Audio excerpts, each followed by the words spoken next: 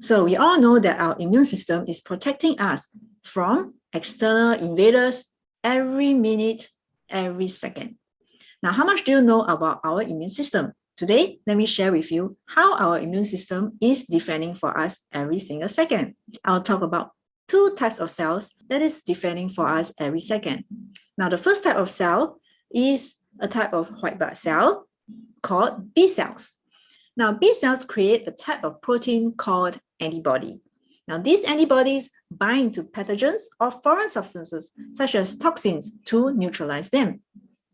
One example is an antibody can bind to a virus, which prevents it from entering a normal cell and causing infection. Now, the next type of white blood cell are natural killer cells. Natural killer cells are known to kill cancer cells. Do you know that everybody has cancer cells in low quantity in our bodies every day? If you don't know, you can drop me a message and I'll explain more.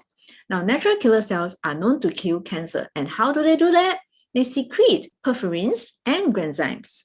Now, upon contact with the cancer cells, natural killer cells deliver the kiss of death and cancer cells die. Now, we all know that our immune system is working very hard for us, keeping us alive. Have you ever done anything for your immune system?